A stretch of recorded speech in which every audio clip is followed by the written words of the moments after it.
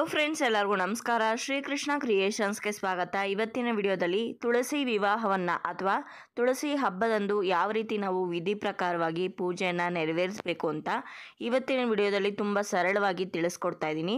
ಈ ವಿಡಿಯೋ ನಿಮ್ಮೆಲ್ಲರಿಗೂ ಯೂಸ್ಫುಲ್ ಆಗ್ಬೋದು ಅಂತ ಭಾವಿಸಿದ್ದೀನಿ. ಹಾಗಾದರೆ ಬನ್ನಿ ಈ ವಿಡಿಯೋನ ಶುರು ಮಾಡೋಣ. ಮೊದಲಿಗೆ ನಾನಿಲ್ಲಿ ಒಂದು ಟೇಬಲ್ ಮೇಲೆ ಮಡಿ ವಸ್ತ್ರವನ್ನು ಹಾಸಿ ಅದ್ರ ಮೇಲೆ ಒಂದು ಪೀಠವನ್ನು ಇಟ್ಕೊಂಡಿದ್ದೀನಿ. ಅದರ ಮೇಲೆ ರಂಗೋಲಿಯನ್ನು ಹಾಕ್ಕೊಂಡಿದ್ದೀನಿ. ರಂಗೋಲಿ ಹಾಕ್ಕೊಂಡಿರೋವಂಥ ಪೀಠದ ಮೇಲೆ ಇವಾಗ ತುಳಸಿ ಗಿಡವನ್ನು ಇಡ್ತಾ ಇದ್ದೀನಿ. ತುಳಸಿ ಗಿಡವನ್ನು ಕೂಡ ನೀಟಾಗಿ ತೊಳೆದು ಅರಿಶಿನ ಕುಂಕುಮ ಎಲ್ಲ ಇಟ್ಟು ಅಲಂಕಾರವನ್ನು ಮಾಡಿದ್ದೀನಿ. ಜೊತೆಗೆ ನಮ್ಮ ಮನೆಯಲ್ಲಿ ಇರುವಂತಹ ಒಂದು ಕೃಷ್ಣನ ಬೊಂಬೆಯನ್ನು ಅಂದರೆ ಕೃಷ್ಣನ ವಿಗ್ರಹವನ್ನು ಇಡ್ತಾ ಇದ್ದೀನಿ. ಈ ಕೃಷ್ಣನ ವಿಗ್ರಹಕ್ಕೆ ತುಳಸಿ ಹಾರವನ್ನು ಹಾಕ್ತಾ ಇದ್ದೀನಿ. ವಿಷ್ಣುವಿನ ಸ್ವರೂಪವಾದಂತಹ ಎಲ್ಲ ದೇವರುಗಳಿಗೂ ಕೂಡ ಈ ತುಳಸಿ ಅಂದರೆ ಬಹಳ ಶ್ರೇಷ್ಠ. ಹಾಗಾಗಿ ತುಳಸಿ ಹಾರವನ್ನು ಸಿಕ್ಕಿದ್ರೆ ತಪ್ಪದೆ ಹಾಕಿ.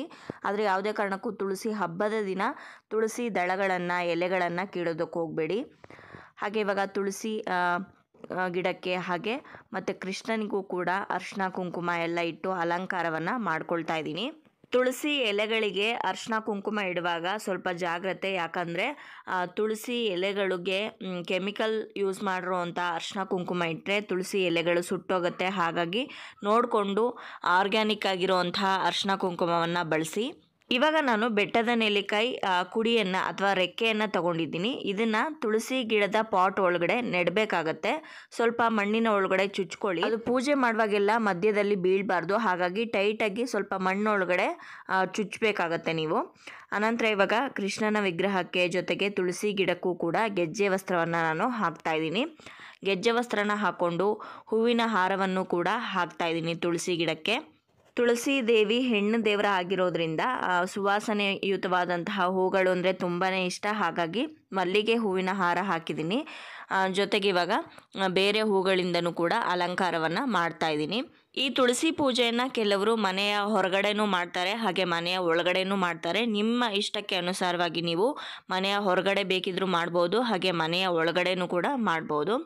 ಇವಾಗ ತುಳಸಿ ಗಿಡಕ್ಕೆ ಒಂದು ನಿಮ್ಮ ಹತ್ರ ಇರುವಂಥ ಯಾವುದಾದ್ರೂ ಒಂದು ಒಡವೆಯನ್ನು ಹಾಕಿ ಅನಂತರ ಹೂವಿನಿಂದ ಅಲಂಕಾರ ಮಾಡಬೇಕು. ಹೂವಿನ ಹಾರವನ್ನು ಹಾಕಿ ಅನಂತರ ಇವಾಗ ಒಂದು ಬ್ಲೌಸ್ ಪೀಸ್ಗೆ ಬಳೆಗಳನ್ನು ಹಾಕಿಬಿಟ್ಟು ಅದನ್ನು ತುಳಸಿ ಗಿಡದ ಹಿಂಭಾಗದಿಂದ ಮುಂಭಾಗಕ್ಕೆ ಇಡ್ತಾ ಇದ್ದೀನಿ. ಈ ರೀತಿ ನಿಮ್ಗೆ ಯಾವ ರೀತಿ ಬೇಕೋ ಆ ರೀತಿ ಇಟ್ಕೋಬೋದು.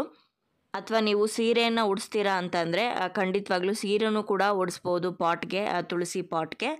ಜೊತೆಗೆ ನಾನಿವಾಗ ನೈವೇದ್ಯಕ್ಕೆ ಹಣ್ಣುಗಳನ್ನ ಇಟ್ಟಿದ್ದೀನಿ, ದೀಪಗಳನ್ನು ಹಚ್ಚಿಟ್ಟಿದ್ದೀನಿ. ದೀಪ ಹಚ್ಚಿದ ನಂತರ ಅರಿಶಿಣದ ಕೊಂಬನ್ನು ತುಳಸಿ ಗಿಡಕ್ಕೆ ನಾವು ಕಟ್ಟಬೇಕಾಗತ್ತೆ. ಇದು ಮಾಂಗಲ್ಯದ ಸ್ವರೂಪ. ಹಾಗಾಗಿ ಕೆಲವರು ತುಳಸಿ ಹಾಗೆ ನೆಲ್ಲಿ ಗಿಡ ಏನಿಟ್ಟಿದ್ದೀವಲ್ಲ ಅದೆರಡಕ್ಕೂ ಸೇರಿ ಮಾಂಗಲ್ಯವನ್ನು ಕಟ್ತಾರೆ. ಆದರೆ ನಾನಿಲ್ಲಿ ತುಳಸಿ ಗಿಡಕ್ಕೆ ಮಾತ್ರನೇ ಕಟ್ಟಿದ್ದೀನಿ. ಯಾಕಂದರೆ ತುಳಸಿ ದೇವಿ ಹೆಣ್ಣು ಆಗಿರೋದ್ರಿಂದ ಹಾಗಾಗಿ ಮಾಂಗಲ್ಯವನ್ನು ಹೆಣ್ಣು ದೇವಿಗೆ ಕಟ್ಟಿದ್ದೀನಿ. ಇವಾಗ ತಾಂಬೂಲವನ್ನು ಇಟ್ಟಿದ್ದೀನಿ, ಜೊತೆಗೆ ಕಾಯನ್ನು ಇಟ್ಟಿದ್ದೀನಿ, ಹಾಗೆ ನೆಲ್ಲಿಕಾಯಿ ಆರತಿ ಕೂಡ ತಯಾರು ಮಾಡಿ ಇಟ್ಟಿದ್ದೀನಿ. ಇದನ್ನು ಯಾವ ರೀತಿ ತಯಾರು ಮಾಡಬೇಕು ಅಂತ ನನ್ನ ಮುಂದಿನ ವಿಡಿಯೋದಲ್ಲಿ ತಿಳಿಸ್ಕೊಡ್ತೀನಿ. ಇವಾಗ ದೀಪಗಳ ಮೇಲೆ ನೆಲ್ಲಿಕಾಯಿ ದೀಪಗಳನ್ನು ಕೂಡ ಇಟ್ಕೊಂಡಿದ್ದೀನಿ. ಹಾಗೆ ನಾವೆಲ್ಲಿ ಪೂಜೆ ಮಾಡ್ತಾ ಇದ್ದೀವಲ್ಲ ಅಲ್ಲಿ ರಂಗೋಲಿಯನ್ನು ಹಾಕಿ, ಇದು ಚಿಕ್ಕ ದೀಪಾವಳಿ ಆಗಿರೋದ್ರಿಂದ ಎಷ್ಟು ಸಾಧ್ಯನೋ ಅಷ್ಟು ದೀಪಗಳನ್ನು ನೀವು ಹಚ್ಚಬೇಕಾಗತ್ತೆ ಬೆಸ ಸಂಖ್ಯೆಯಲ್ಲಿ. ಮಣ್ಣಿನ ದೀಪಗಳನ್ನು ಹಚ್ಚೋದೇ ತುಂಬಾ ಶ್ರೇಷ್ಠ. ರಂಗೋಲಿಯನ್ನು ಹಾಕಿ ಹೂಗಳಿಂದ ಅಲಂಕಾರ ಮಾಡಿ ಸುತ್ತಲೂ ಕೂಡ ಮಣ್ಣಿನ ದೀಪಗಳನ್ನು ಹಚ್ಚಿಟ್ಟು ಅಲಂಕಾರ ಮಾಡಿ ತುಂಬಾ ಒಳ್ಳೆಯದು. ಹಾಗೆ ಹೊಸ್ತಿಲ ಹತ್ರ, ಕಾಂಪೌಂಡ್ ಮೇಲೆ, ಕಿಟಕಿಗಳ ಮೇಲೆ ಎಲ್ಲನೂ ಕೂಡ ದೀಪಗಳನ್ನು ಹಚ್ಚಿಡಿ. ಇವಾಗ ನಾನು ಪೂಜೆಯನ್ನು ಆರಂಭ ಮಾಡ್ತಾ ಇದ್ದೀನಿ. ಅಗರಬತ್ತಿಯನ್ನು ಹಚ್ಕೊಂಡು ಪೂಜೆಯನ್ನು ಮಾಡಬೇಕಾಗತ್ತೆ. ಧೂಪ ಆದ ನಂತರ ನೀವು ಅಷ್ಟೋತ್ತರಗಳನ್ನು ಹೇಳ್ಕೊಳ್ಬೇಕು. ತುಳಸಿ ದೇವಿಯ ಅಷ್ಟೋತ್ತರ ಅಥವಾ ತುಳಸಿ ದೇವಿಯ ಮಂತ್ರ, ಜೊತೆಗೆ ಕೃಷ್ಣನ ಅಷ್ಟೋತ್ತರ ಆಗಿರ್ಬೋದು ಅಥವಾ ವಿಷ್ಣುವಿನ ಅಷ್ಟೋತ್ತರನಾಗಲಿ ಹೇಳ್ಕೊಂಡು ಮತ್ತೆ ಇನ್ನೊಂದು ಸಲ ಧೂಪವನ್ನು ಮಾಡಿ ನೈವೇದ್ಯವನ್ನು ಸಮರ್ಪಿಸಬೇಕು. ಇಲ್ಲಿ ನಾನು ತಾಂಬೂಲಕ್ಕೆ ಇಟ್ಟಿರೋವಂಥ ವೀಳ್ಯದೆಲೆ ಹಾಗೆ ಬಾಳೆಹಣ್ಣಿನ ತೊಟ್ಟನ್ನು ಮುರಿತಾ ಇದ್ದೀನಿ. ಜೊತೆಗೆ ನೈವೇದ್ಯವನ್ನು ಮಾಡ್ತಾಯಿದ್ದೀನಿ ಇಟ್ಟಿರೋ ಅಂಥ ಹಣ್ಣನ್ನು. ಈ ಒಂದು ಪೂಜೆಗೆ ನೀವು ಕೋಸಂಬರಿ, ಪಾಯಸ, ಕಡಲೆಕಾಳು ಉಸ್ಲಿ, ಪಂಚಕಜ್ಜಾಯ, ಅವಲಕ್ಕಿ, ಸಿಹಿ ಅವಲಕ್ಕಿ, ರಸಾಯನ ಈ ರೀತಿಯಾದಂತಹ ನೈವೇದ್ಯಗಳನ್ನು ಮಾಡ್ಬೋದು. ತುಂಬಾ ಶ್ರೇಷ್ಠ. ಜೊತೆಗೆ ಒಂದು ಕಾಯನ್ನು ಸಂಕಲ್ಪ ಮಾಡಿ ದೇವರಿಗೆ ನೀವಾಳಿಸ್ಬಿಟ್ಟು ಅಂದರೆ ತುಳಸಿ ದೇವಿಗೆ ನೀವಾಳಿಸಿ ಅದನ್ನು ಕೂಡ ಒಡ್ಕೊಂಡು ಬಂದು ಆ ಕಡೆ ಈ ಕಡೆ ಇಟ್ಟಿದ್ದೀನಿ. ಇವಾಗ ಮಹಾಮಂಗಳಾರತಿಯನ್ನು ಮಾಡ್ತಾಯಿದ್ದೀನಿ ಕರ್ಪೂರವನ್ನು ಹಚ್ಕೊಂಡು.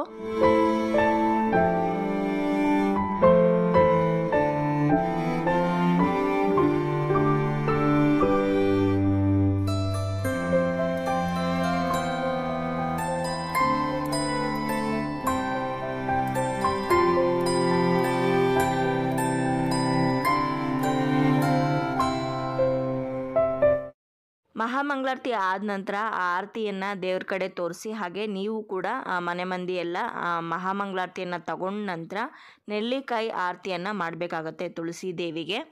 ಈ ಕಾರ್ತಿಕ ಮಾಸದಲ್ಲಿ ನೆಲ್ಲಿಕಾಯಿ ದೀಪಾರಾಧನೆ ಮಾಡೋದು ಬಹಳ ಶ್ರೇಷ್ಠ. ಅದರಲ್ಲೂ ತುಳಸಿ ದೇವಿಗೆ ವಿಷ್ಣುವಿನ ಸ್ವರೂಪವಾದಂತಹ ಈ ಬೆಟ್ಟದ ನೆಲ್ಲಿಕಾಯಲ್ಲಿ ಆರತಿ ಮಾಡೋದು ಅತ್ಯಂತ ಶ್ರೇಷ್ಠವಾದಂಥದ್ದು. ಇದನ್ನು ಯಾವ ರೀತಿ ಮಾಡಬೇಕು ಅಂತ ನನ್ನ ಮುಂದಿನ ವಿಡಿಯೋದಲ್ಲಿ ತಿಳಿಸ್ಕೊಡ್ತೀನಿ. ಈ ಆರತಿಯನ್ನು ಮಾಡಿ 3 ಸಲ ಮೇಲಿಂದ ಕೆಳಗಡೆ ನೀವಾಳಿಸ್ಬಿಟ್ಟು ಪಕ್ಕದಲ್ಲಿಡಿ. ಜೊತೆಗೆ ಅವತ್ತಿನ ದಿನ ನೀವು 365 ಬತ್ತಿಗಳನ್ನು ಹಾಕಿ ದೀಪವನ್ನು ಕೂಡ ಹಚ್ಬೋದು, ತುಂಬಾ ಒಳ್ಳೆಯದು. ಇನ್ನು ಇಷ್ಟೆಲ್ಲ ಆದ ನಂತರ ಒಂದು 3 ಜನ 5 ಜನ ಅಥವಾ 9 ಜನ ಮುತ್ತೈದೆಯರನ್ನ ಕರೆದು ಅವ್ರಿಗೆ ಅರಿಶಿನ ಕುಂಕುಮ ತಾಂಬೂಲವನ್ನು ಕೊಟ್ಟು, ಜೊತೆಗೆ ನೀವು ನೈವೇದ್ಯವನ್ನು ಮಾಡಿರ್ತೀರಲ್ಲ ಪ್ರಸಾದ, ಆ ಪ್ರಸಾದವನ್ನು ಕೂಡ ಸ್ವಲ್ಪ ಸ್ವಲ್ಪ ಅವ್ರಿಗೆ ಕೊಟ್ಬಿಟ್ಟು ಕಳಿಸಿ. ಮುತ್ತೈದೆಯರು ಕುಂಕುಮ ಎಲ್ಲ ತಗೊಂಡು ಹೋಗಿದ ನಂತರ ನೀವು ತುಳಸಿ ದೇವಿಗೆ ಕೆಂಪಾರತಿಯನ್ನು ಮಾಡಬೇಕಾಗತ್ತೆ. ಕೆಂಪು ನೀರು ಆರತಿಯನ್ನು ಮಾಡಿ ಆನಂತರ ನೀವು ಮಲಗೋದಕ್ಕಿಂತ ಮುಂಚೆನೇ ನೀವು ಸ್ವಲ್ಪ ತುಳಸಿ ಪಾಟನ್ನು ಹಾಗೆ ಕೃಷ್ಣನ ವಿಗ್ರಹ ಏನಿಟ್ಟಿರ್ತೀರಲ್ಲ ಅದನ್ನು ಸ್ವಲ್ಪ ಶೇಕ್ ಮಾಡಿ, ಅಂದರೆ ಕದಲಿಸ್ಬಿಟ್ಟು ಇಟ್ಟಿರಿ. ಆನಂತರ ನೀವು ನಿಧಾನಕ್ಕೆ ಬೇಕಿದ್ದರೆ ತೆಗೆದು ಇಟ್ಕೋಬೋದು ಎಲ್ಲ ವಸ್ತುಗಳನ್ನು. ಇನ್ನು ನೆಲ್ಲಿಕಾಯಿ ದೀಪ ಎಲ್ಲ ಉರಿದ ನಂತರ ಅದನ್ನು ಯಾವುದಾದ್ರೂ ಒಂದು ಗಿಡದ ಕೆಳಗಡೆ ಹಾಕಿ, ಹಾಗೆ ತುಳಸಿ ದೇವಿಗೆ ಕಟ್ಟಿರುವಂಥ ಅರ್ಶಿನದ ಕೊಂಬು ಹಾಗೇ ಇರಲಿ. ಸ್ವಲ್ಪ ದಿನ ಆದಮೇಲೆ ಬೇಕಿದ್ರೆ ಅದನ್ನು ತೆಗೆದು ಅದರ ಬುಡಕ್ಕೇ ಹಾಕಿಬಿಡಿ. ನೋಡಿದ್ರಲ್ವ ಸ್ನೇಹಿತರೆ, ಇವತ್ತಿನ ಈ ವಿಡಿಯೋದಲ್ಲಿ ತುಳಸಿ ವಿವಾಹವನ್ನು ಯಾವ ರೀತಿ ವಿಧಿ ಪ್ರಕಾರವಾಗಿ ಸರಳವಾಗಿ ಮಾಡೋದು ಅಂತ ತಿಳಿಸ್ಕೊಟ್ಟಿದ್ದೀನಿ. ಈ ವಿಡಿಯೋ ಇಷ್ಟ ಆಗಿದ್ರೆ ಲೈಕ್ ಮಾಡಿ, ಶೇರ್ ಮಾಡಿ, ಕಮೆಂಟ್ ಮಾಡಿ. ನನ್ನ ಚಾನಲ್ನ ಹೊಸದಾಗಿ ನೋಡ್ತಾ ಇದ್ದರೆ ದಯವಿಟ್ಟು ಸಬ್ಸ್ಕ್ರೈಬ್ ಮಾಡ್ಕೊಳ್ಳಿ. ಸಿಗೋಣ ಮತ್ತೊಂದು ಇಂಟ್ರೆಸ್ಟಿಂಗ್ ವಿಡಿಯೋದೊಂದಿಗೆ. Take care, bye. Thank you for watching.